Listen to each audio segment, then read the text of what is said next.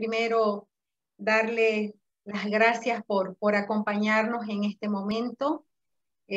Darle las gracias a la licenciada Lauren Müller de Pacheco, que es rectora de nuestra universidad, al licenciado Sergio Daga, que es vicerrector de la UPSA, a quienes nos acompañan ahora, que son los autores de la revista precisamente Innovar número 12, la revista de la Facultad de Ciencias Empresariales, que está bajo la coordinación de Ana Marieta Colanzi, que es la coordinadora del Centro de Investigación de la Facultad de Ciencias Empresariales.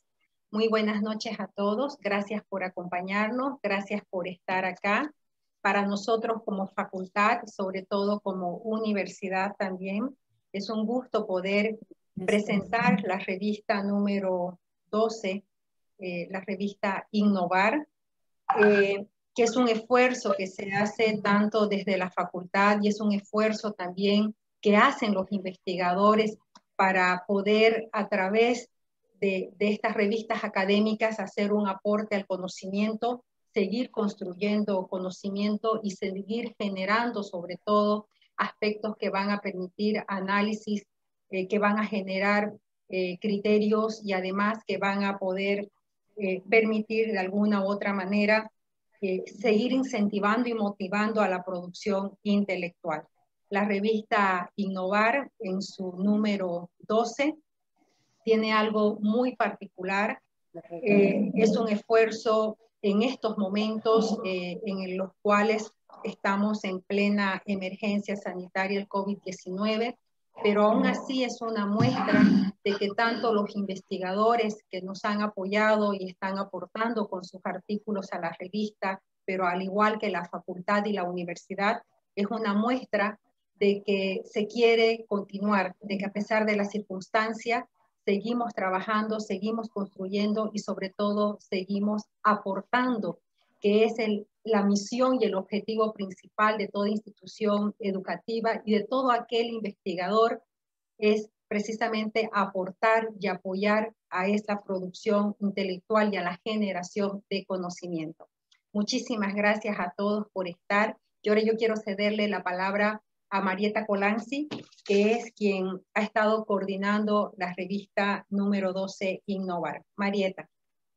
Gracias, profe. Bueno, yo siempre con mucho cariño le sigo diciendo profe porque muchas de las personas que están aquí han sido mis profesores en la universidad, así que mantengo por el cariño diciéndoles profesores.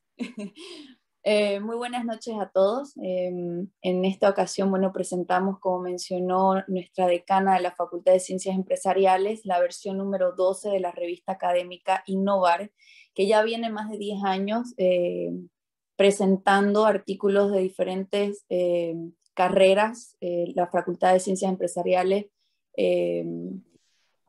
a la Facultad de Ciencias Empresariales pertenecen 7 carreras. Y en los últimos 2-3 años hemos incorporado, en la revista hemos incorporado documentos que son de autores de otros países. Y es así que en esta ocasión vamos a presentarlo al doctor Vargas.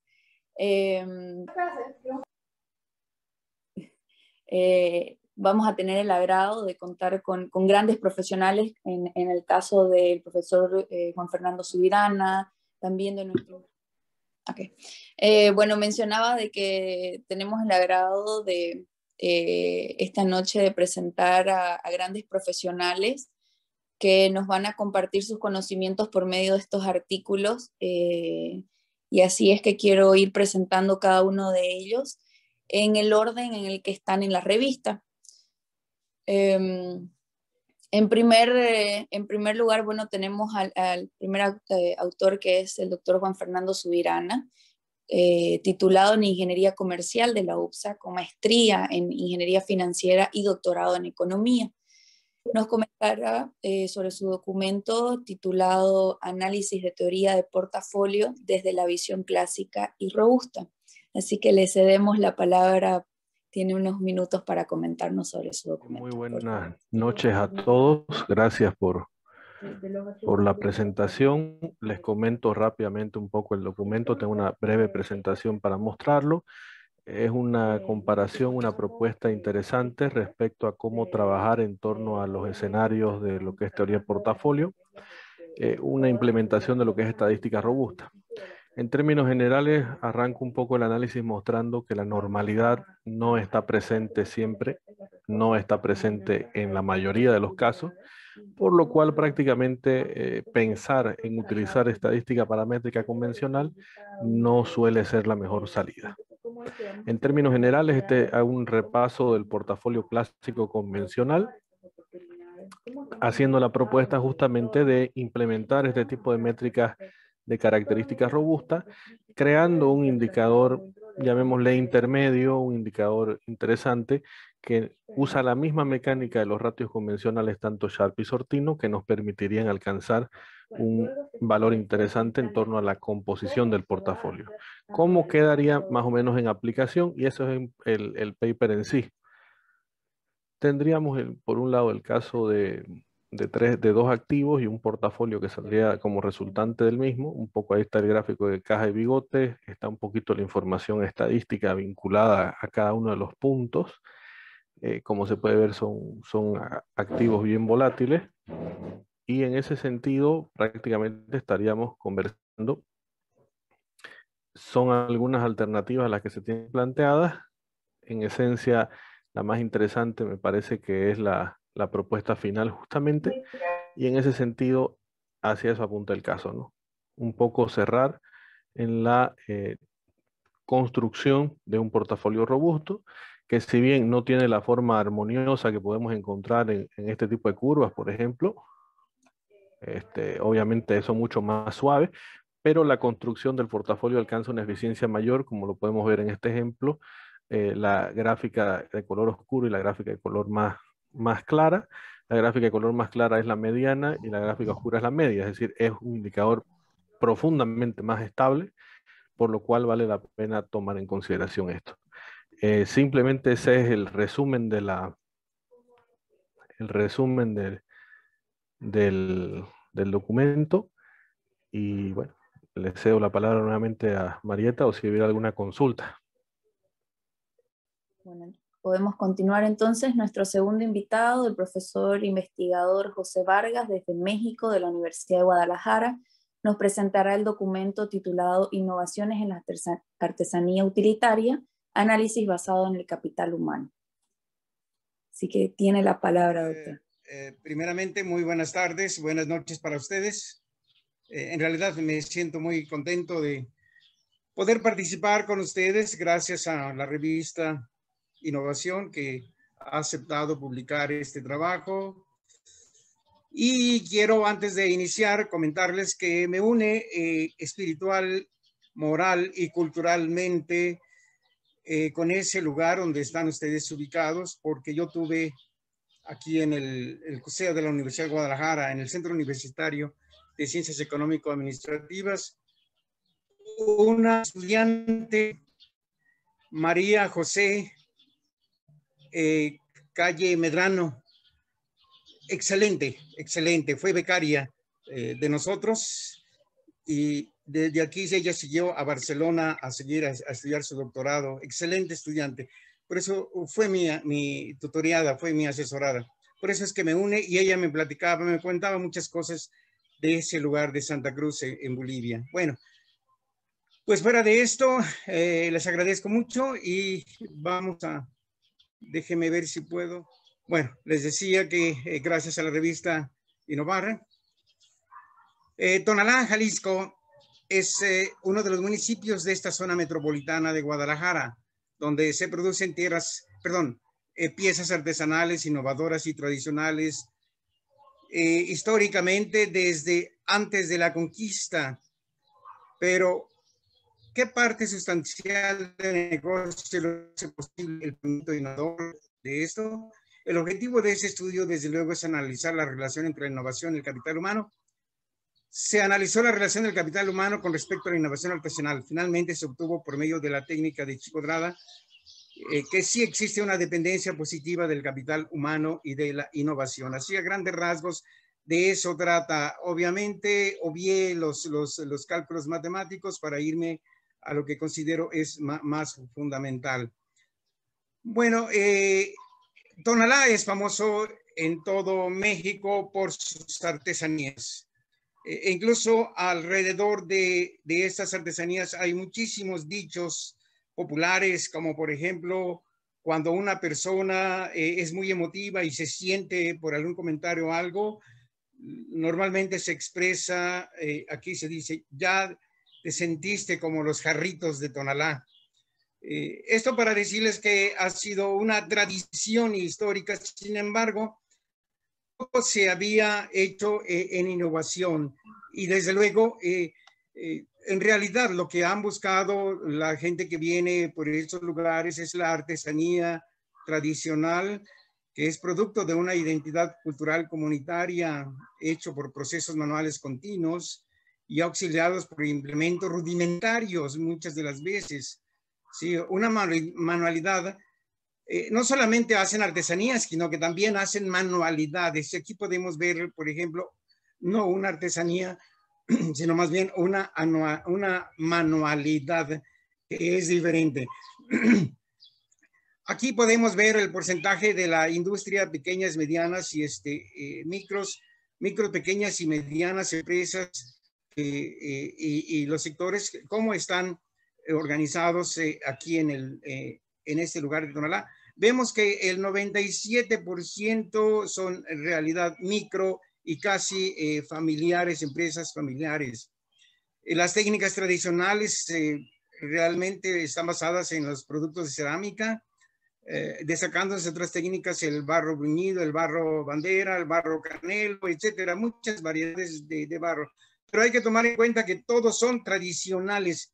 Y desde luego que también hemos dado seguimiento a lo que hacen los artesanos, los procesos que ellos siguen y cómo esta tradición, que es el punto central aquí, se ha venido repitiendo de generación en generación. Es decir, es un conocimiento que es indígena, que es pasado de generación en generación prácticamente y que son técnicas bastante artesanales. Poco aceptan las nuevas tecnologías. Y en cierta manera eso los hace también ser únicos en sus lugares. Aquí pueden ver ustedes algunos de los, ¿sí? Sin embargo, nuestro análisis iba más allá, tratar de encontrar desde el punto de vista del capital humano, cómo todos estos artesanos están involucrados en capital de salud, capital afectivo, en capital intelectual, desde luego, y en la formación de capital social. No voy entre detalles de esto, sino simplemente que esos eran los componentes que analizamos nosotros en nuestro modelo sobre este caso. Y aquí lo podemos ver más detenidamente cómo lo organizamos. Bueno, los métodos de investigación: se aplicó una encuesta a 73 unidades económicas artesanales, debido a que no se conoce exactamente el número de artesanos.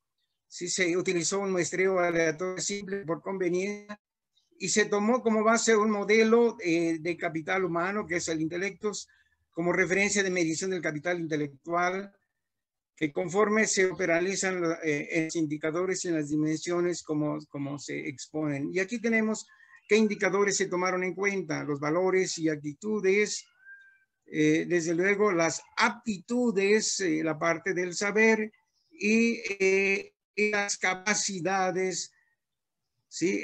Que es el saber hacer. Y luego las dimensiones las tienen ustedes en la parte derecha. Sí, fuimos también tratando de muestrear, de encontrar información sobre ellos. ¿Sí? Bueno, ya les comentaba yo, simplemente usamos un modelo, el modelo estadístico más sencillo, el alfa de Cronbach, con la finalidad de analizar la fiabilidad de la información. Y obtuvimos que el 0.835 como índice de alfa de Cronbach. Por lo tanto, se interpreta que los resultados obtenidos tienen una fiabilidad buena. Calculando el valor de significancia, el valor crítico observado, ¿sí? Con 0.05 de rechazo de la hipótesis nula si las variables son independientes y se acepta la hipótesis alternativa, es decir, el capital humano se relaciona significativamente con el capital de emprendimiento e innovación a un nivel de 95% de confiabilidad. Se realizó, desde luego, una regresión para revisar solamente los signos de las variables explicativas y se obtuvo que el sentimiento de pertenencia y compromiso, la automotivación, la satisfacción, la flexibilidad y adaptabilidad, el desarrollo personal, la colaboración, el trabajo en equipo y la comunicación, como el intercambio de conocimientos, tuvieron un signo positivo en su coeficiente de correlación. Por lo tanto, de manera cualitativa, se infiere que los aspectos anteriores mencionados de las unidades económicas artesanales se correlacionan de manera positiva con la innovación artesanal. Hay que considerar aquí, es muy importante que esto se refiere a que hay innovación dentro del mismo modelo, sin que necesariamente en todos los casos se acepte los avances de la tecnología. Es decir, la innovación de alguna manera sigue siendo todavía sustentada en lo que ha sido tradicional en este pueblo. La continuidad de la cultura, podemos decir, ancestral, indígena, que ha prevalecido hasta ahora, pese a los grandes avances de la tecnología. En pocas palabras, si ustedes gustan encontrar una pieza muy representativa, artesanal, de cerámica, muy representativa de México, tendrían que venir a Tonalá definitivamente a llevarlo porque tiene un valor todavía cultural muy fuerte. Bueno, finalmente hacemos algunas propuestas con respecto a las fuerzas de la competitividad. Ustedes saben este modelo de Michael Porter, que finalmente... Amenaza a oportunidad. Sí, lo tratamos de poner y centrarlo en la sustentabilidad, la innovación y el capital humano.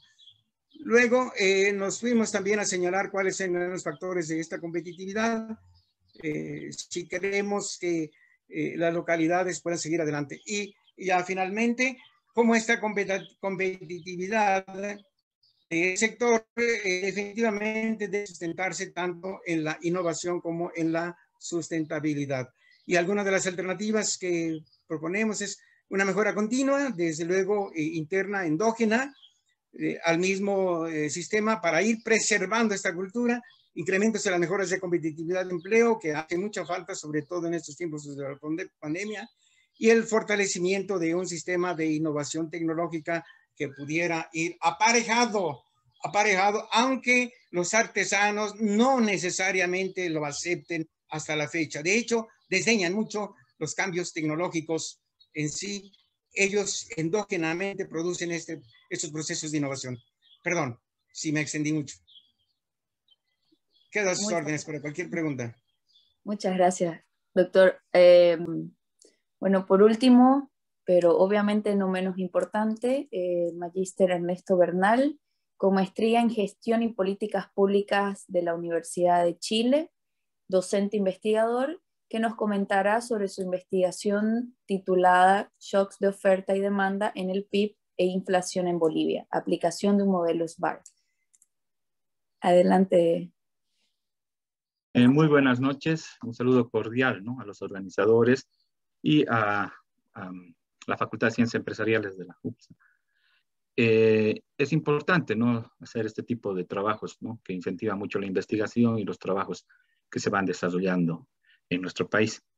El objetivo de este trabajo ha sido muy importante en el sentido de que lo que se quiere es ver cómo impactan, ¿no?, los shocks en el crecimiento, en los precios, en la inflación. Y se ha tomado dos variables muy importantes, ¿no?, que son el crecimiento del Producto Interno Bruto y la inflación en Bolivia. Y también se ve los resultados que se dan tanto a corto y como a largo plazo, ¿no?, con variables de oferta y de demanda, ¿no? Y hemos podido, aplicando la metodología de vectores autorregresivos estructurales, directamente vamos a este gráfico, que tiene mucha, en la metodología hay muchos cálculos, ¿no?, que están algunos en el anexo, pero acá tenés, por ejemplo, las funciones de impulso-respuesta, ¿no?, que dan entre el crecimiento, el PIB y la inflación, ¿no? Acá se hizo un ordenamiento de las variables, ¿no?, en torno al Producto Interno Bruto, al deflactor del PIB que toma la variable inflación, y hemos visto cuáles eran los resultados que se dan entre estas variables, tanto a corto y a largo plazo. También tenemos la combinación de gráficas de impulso-respuesta, ¿no? Donde en este gráfico 4 revela el ordenamiento de las variables, no parecen afectar la interpretación acerca de los impulsos-respuestas. Y lo que tendríamos bien que analizar es, en esta metodología, es que podemos ver cuál es el impacto de crisis, ¿no? que afecta tanto al crecimiento de la economía y al crecimiento, y claro, obviamente a la inflación, ¿no? A la inflación. Entonces tenemos acá el papel de las crisis en el papel de los multiplicadores dinámicos, ¿no? Entonces lo que acá se ha hecho, se ha incluido, aparte de todos los datos de series de tiempo que se ha utilizado desde el 88 hasta el 2016, se ha incluido variables dicotómicas para distinguir, ¿no? Las crisis que podría haber en todo este periodo, ¿no? Y hemos, acá sí ha sido un análisis del autor, ¿no? Para ver qué crisis podríamos analizar dentro del modelo, ¿no? Y bueno, le hemos puesto la crisis subprime, que de 2008-2009, la crisis de los precios de los commodities, ¿no? Que obviamente eso viene desde el 2014 y que ha afectado mucho a nuestra economía, porque desde el 2014 hemos tenido una desaceleración de nuestra economía en nuestro país, y justamente de lo que todos hablamos, debido a la baja del precio internacional de los commodities, ¿no? Y también hemos visto la crisis política, ¿no? La crisis política, por ejemplo, que se ha dado en este periodo, más que todo en el 2003 al 2005, ¿no? Con la caída del gobierno de Sánchez de Lozada y todo el proceso que hemos visto y que hemos pasado también muchos de nosotros respecto a gobiernos constitucionales que debían seguir, ¿no? Con la asunción de Carlos Mesa, se dio después hasta llegar a un gobierno de Rodríguez Belcé y que se llame nuevamente a elecciones. Algo se puede parecer a lo que ha pasado últimamente en nuestro país, ¿no? Que ha habido la sucesión constitucional y que ha recaído justamente en lo que hoy estamos viendo, los grandes problemas políticos que está causando, ¿no? Si es de conocer que fue un gobierno constitucional, entonces eso también se puede captar, ¿no? Pero con los datos que se tenían se ha trabajado hasta ese periodo de las crisis, ¿no? Y bueno, tenemos, por ejemplo, acá el impacto de la crisis política sobre el crecimiento y sobre el crecimiento del PIB y la inflación en Bolivia, ¿no? Entonces, la crisis política causó un efecto en los precios profundo, ¿no? O sea, un efecto más profundo que en el PIB. El choque de la inflación fue positivo. El PIB inicialmente experimentó un impacto negativo. Obviamente eso con los resultados. ¿Por qué? Porque en crisis política se hace muy volátil la economía, ¿no? Hay mucha incertidumbre. Y también acá tenemos el impacto de la crisis subprime, ¿no? Sobre el crecimiento del PIB y de la inflación, ¿no? Durante esta crisis existió en Bolivia una caída significativa del PIB, ¿no? Una crisis significativa del PIB, y los precios se comportaron negativamente. Estos choques fueron pequeños si analizamos con otros de corto plazo, ¿no?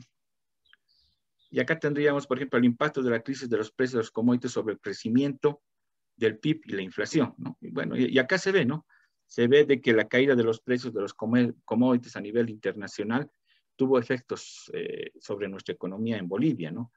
Porque nuestra economía ha empezado a desacelerarse, ¿no? Una desaceleración de nuestra economía.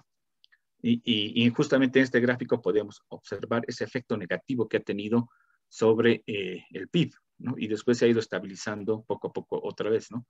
Pero igual, ¿no? El 2019 nuestro crecimiento en nuestro país ha sido un promedio de 2%, y claro, y con la crisis ahora de la pandemia, que no se tienen todavía datos oficiales del INE, solamente se tiene hasta el segundo trimestre del 2020, y no sé el gobierno por qué no está sacando esos datos del INE del tercer y del cuarto trimestre, que ya deben estar, ¿no?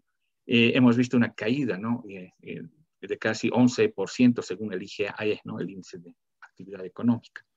Entonces, esta metodología es muy importante pues, justamente para ver ese impacto que tienen sobre variables, sobre el crecimiento y la inflación, y aplicar, ¿no? Vectores autorregresivos estructurales, ¿no? Y hacer un análisis profundo para los policymakers que puedan tomar decisiones sobre el efecto que se tiene, ¿no? Bueno, gracias. Ese ha sido un resumen muy, muy pequeño que he realizado en esta presentación. Muchas gracias. Y para finalizar con el evento, queremos darle la palabra a nuestra rectora de la universidad, la licenciada Lauren Müller de Pacheco, por favor.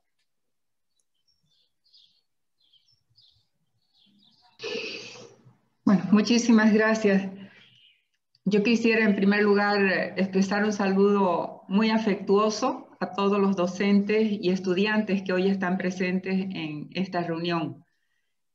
Como nuestra decana coloca en el prólogo de la revista Innovar, los tiempos complejos como los que estamos viviendo hoy en día constituyen un reto mayor, y en el ámbito académico, sin duda alguna, estos tiempos complejos nos han permitido paradójicamente avanzar en muchos aspectos que con tiempos mucho más normales nos hubieran llevado un tiempo mayor para poder avanzar en ello. Y básicamente se trata en el tema de las comunicaciones y el uso de las nuevas tecnologías que nos están permitiendo cosas tan importantes como en este momento estar compartiendo la presentación de esta revista y con participaciones de personalidades, de profesores que vienen de otros países, como es el caso del profesor Vargas, que está acompañándonos desde Guadalajara, y el profesor Bernal, que no sé si se encuentra en Santa Cruz o está en otra ciudad de Bolivia. En Oruro. Sí. En Oruro, ¿no? Porque vi que pertenece a la Universidad Técnica de Oruro, a la UTO.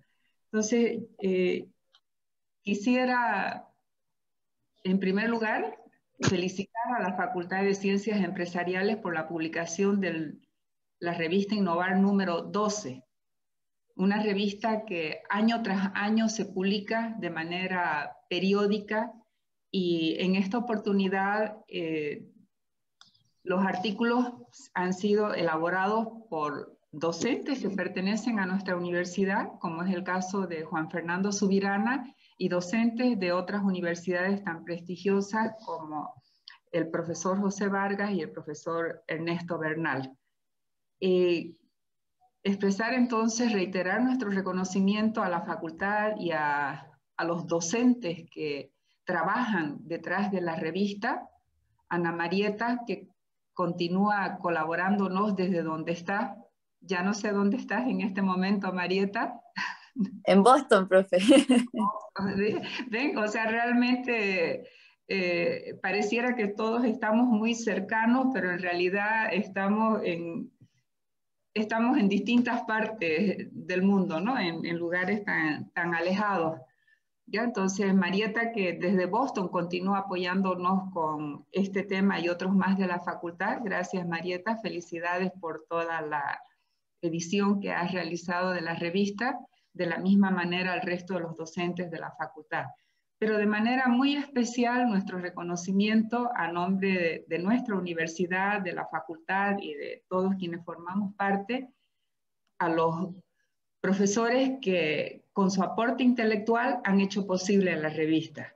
Entonces, muchísimas gracias, Juan Fernando, muchas gracias, doctor Vargas, muchas gracias, licenciado Bernal. Ustedes son quienes realmente protagonizan esta presentación, quienes hacen posible que la revista tenga la calidad que se espera y esa calidad que vemos cada vez mejor para la revista. Dios quiera que pronto podamos contar con esta revista indexada, así como alguna otra que tenemos en nuestra universidad. Y es con el aporte de intelectuales como ustedes que eso lo vamos a poder lograr en un tiempo cercano. Entonces, muchísimas gracias a todos. De manera, reitero, especial a quienes han elaborado los artículos, quienes han trabajado para que la revista se haga una realidad, coordinando, llevándola adelante, y pues muchas gracias a todos por estar presentes en este momento que reviste especial importancia para nuestra Facultad de Ciencias Empresariales. María Esther, un reconocimiento especial para vos por ser tan tesonera y estar siempre detrás de todos los proyectos que tiene tu facultad y llevarlos además adelante, hacerlos una realidad. y muchas gracias a todos los estudiantes y docentes por estar presentes. Gracias. Muchísimas gracias, Licen Lauren. Reitero las felicitaciones y el agradecimiento sobre todo a cada uno de los autores. Sin ellos ninguna revista académica es posible, porque para ello necesitamos de ese aporte intelectual para poder lograr tener una revista académica. Marieta, muchísimas gracias que de donde estás seguís trabajando en la revista, en esto que forma parte de tu pasión, que es la investigación y que es compartida tanto con el doctor Vargas, con Ernesto Bernal, con Juan Fernando Subirana, que además de profesor es un amigo y graduado muy cercano de la universidad y la facultad, y asimismo de uno de los autores que no nos pudo acompañar hoy, que es Francisco Vladimir Ruiz. Entonces, muchísimas gracias a todos. Simplemente esto es el querer seguir construyendo, el querer seguir apoyando y aportando, porque eso es lo que se queda y eso es lo que realmente mueve, cambia países, ideologías, criterios, etc. Entonces, este es un paso más que nos motiva a perseguir la revista número 13, Innovar número 13, que ya está en camino. Ya hay artículos para poderla empezar a trabajar. Muchísimas gracias. Gracias, licenciada Lauren, por el apoyo. Si bien usted dice que es el trabajo de la facultad, no, es el trabajo de toda una institución a la cabeza suya, dirigida por usted. Gracias, Sergio, también, que es investigador y que también nos apoya a que las revistas que tiene la universidad tenga las características y las condiciones para seguir ese camino y perseguir lo que bien decía la licenciada Lauren, que lograr ser una revista indexada. Así que muchísimas gracias, y gracias Marieta nuevamente, y gracias por la participación y asistencia de todos.